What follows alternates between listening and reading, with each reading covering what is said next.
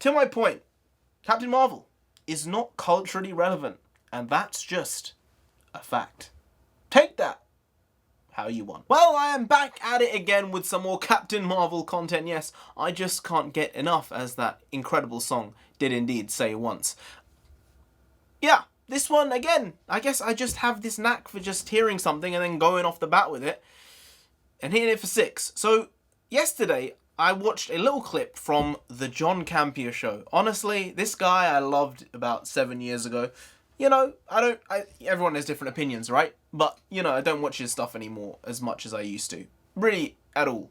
But this interesting title came up and it made me want to make this video. So, John was talking about with Robert Meyer Burnett, who I think is relatively good at what he does. Actually, really good at what he does. They're both good at what they do, but I just don't agree with them all the time.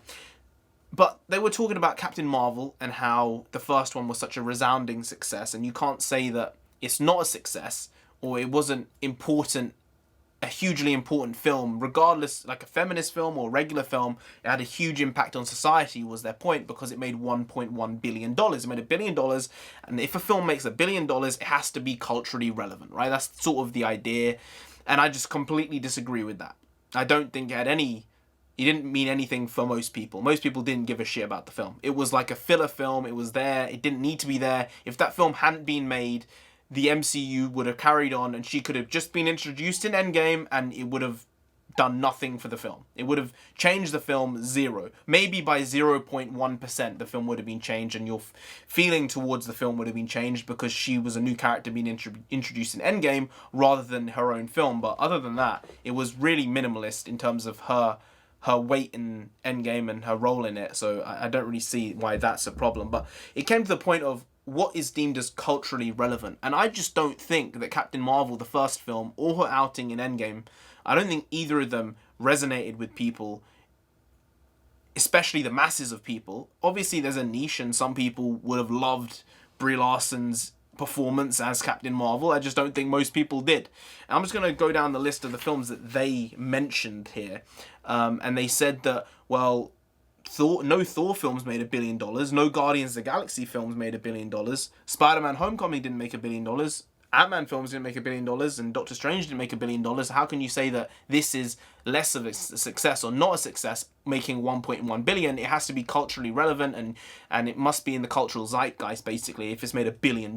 And my point to that, I'll go off my point from yesterday, is Transformers 4 made $1 billion. A universally hated film, I'm pretty sure, unless you're a die-hard, even if you're a die-hard Transformers fan, as I, was to a certain extent, even then, that film might have just taken it too far, I love me my Autobots, I love me my Decepticons, but, this one was a bit too much. And then 5 came out and then it relatively bombed. So, yeah.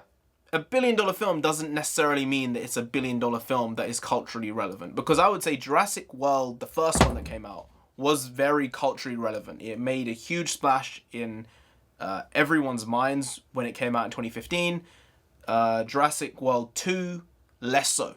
It wasn't as gripping, I think, to the general public. It made less money, but it made still over $1.2, $1.3 billion, so it's not like it bombed or anything like that.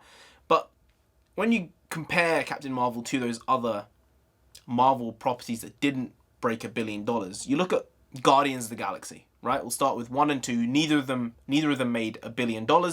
I think they both made basically $800 million each. So they made a lot of money each, but not $1 billion. And they weren't pigeonholed right in between Endgame and Infinity War, because I'm pretty sure if Guardians of the Galaxy 2 had been put out between Infinity War and Endgame, it would have made $1.4 billion. But it didn't. So that wasn't the case. But when you look at Guardians of the Galaxy, that film single-handedly resurrected an entire section of music. Guardians of the Galaxy completely saved vinyls in music in 2014 and then again in 2017. It was the highest selling vinyl. I think it sold over 1 million copies in vinyls in 2014 because of that film. James Gunn, you did some type of magic with it because the soundtrack was absolutely incredible. And it's one of the reasons why that film is one of my favourite films of all time. The music blended so well in with the story and with number 2 as well. I think that was a aspect of the film which was generally loved, even though some people didn't like the storyline of 2, even though I thought it was very, very good. I think I preferred 1, but 2 had, you know, super big emotional beats as well in it. So when you look at culturally, I would say that is a huge cultural, you know, position that Guardians of the Galaxy has had, because it has had a huge impact on not only its own industry, but on something else. So to me, that's culturally relevant. Captain Marvel didn't do that. When you look at Spider-Man, Homecoming. Now, Spider-Man was in this weird position where I feel it was one film away from being a completely sullied and dead franchise. But with Homecoming, they managed to make a film that most people liked. Not me. I didn't love Homecoming. I preferred Homecoming to Far From Home, because for me, Far From Home felt like a weird TV film. It didn't feel like a giant MCU film for some reason, while Homecoming did have more of that vibe. And with that film, they basically made Spider-Man cool again. Something which hadn't been able to be done since Spider-Man 2. So that's 2004, 2005, I think. Right, really, really early on. So you can't say to me that Marvel with Spider-Man Homecoming didn't save the character and reinvigorate it for a new audience in a way that I don't think Sony could have done. But it doesn't matter who did it. It's the fact that it became culturally relevant again as a character. Peter Parker and Spider-Man became culturally relevant again as a character. Now you look at Thor. Now Thor is an odd one, because he is the only character of the big three, Captain America, Iron Man, Thor, to not have grossed $1 billion in a film. I think on average his films have basically grossed the same as the Captain America films, but around about there. Not the Iron Man films, but they've done pretty well, you know, $850 million for Thor Ragnarok. But it's not the money. Again, it's not about the money, it's about cultural relevance. And when you look at Thor from 2015, all the way on to 2019, Thor has become a giant meme every year, and every meme has been completely different. So you look at 2016. 2016, Thor had a giant meme, which was the Civil War meme. Remember? Team Thor, giant, huge, culturally impactful. It was one of the funniest memes of that year, being like, where the hell is Thor? It was rolled over for like a year, basically, until 2017, which was the Ragnarok meme, which was him and Hulk, him and Loki, him and Valkyrie. There was so much stuff there that got memed the shit out of, and it was loved as a film. It basically... it shot something into the Thor franchise, which I think it needed specifically. I don't think that Chris Hemsworth's portrayal needed any changing. In my opinion, I think he did change it, but I don't think it was him which was the problem. I think it was the direction of the Thor films that needed to be altered, and they did that with Ragnarok. But that was 2017. When you look at 2018, there wasn't the Infinity War meme, which was Thor becoming, you know, Stormbreaker Thor, getting his shit together, and basically doing the job. Almost doing the job. You know? Thanos with his gauntlet and Thor's there in the back. Like that was one of the biggest memes of 2018, my man. And that was Thor. Then you go 2019 and we have Fat Thor. Not the Thor I wanted, but it's the Thor we got.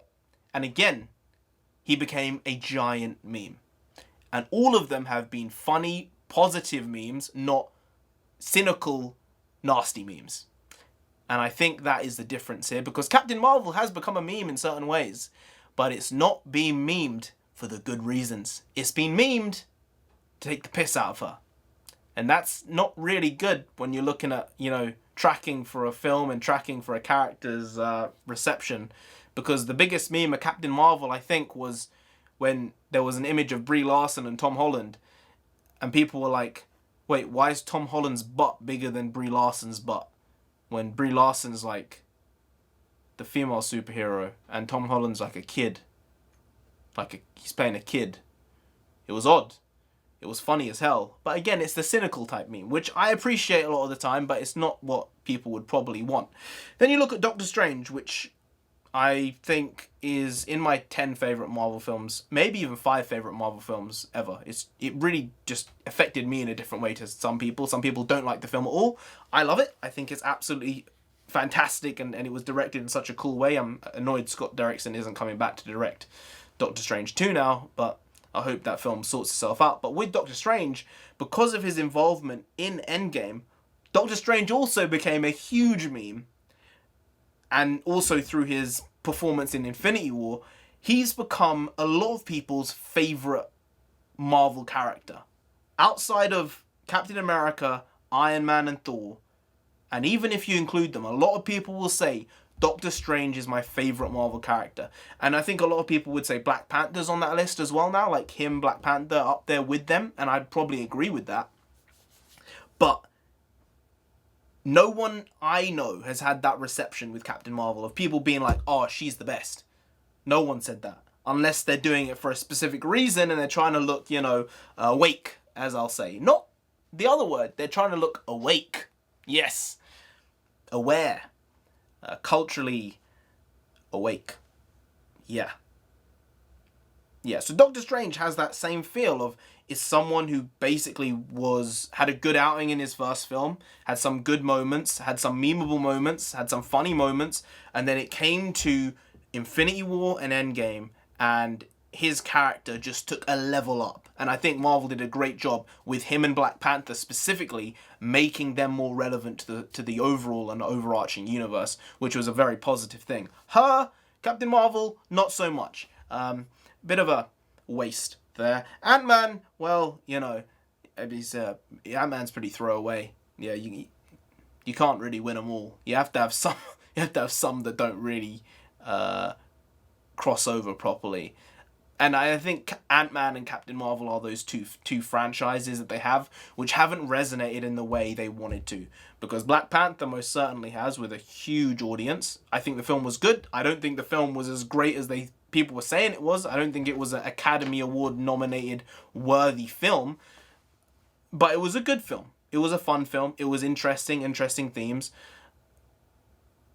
Even if you compare Captain Marvel to the other big female superhero blockbuster, which is Wonder Woman. Wonder Woman was a far better film with far better characterization and far better memes than Captain Marvel. Yeah, so, to my point, Captain Marvel is not culturally relevant, and that's just a fact. Take that how you want. Anyway, guys, if you did enjoy this video, please like, share, comment, and subscribe to the channel down there. If you didn't, then Wonder Woman will come after you. Just mentioned her, Wonder Woman 84 coming out. Mad shit going on there. Hopefully it's a good film as well, because I did enjoy the first one. Not as much as other people. Patty Jenkins loves her slow-mo. I don't get it. Do less slow-mo. Do more quick-mo. Just do regular paced film. Don't slow-mo things too much. But Wonder Woman, she'll come after you.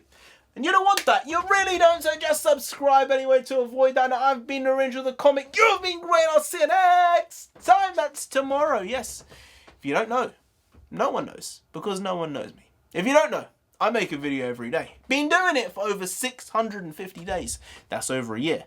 That's almost 2 years. And we're not stopping. We are not stopping until we get to 10,000 subscribers. Yes, that's a very long way away. But we'll get there. Eventually. So subscribe. That would be great. That would help me out. Maybe it'll help you out. Who knows? You might come back tomorrow, because I will be here. And there will indeed be more quality shitty content for you to enjoy. Because I've said before, if there's one thing for certain,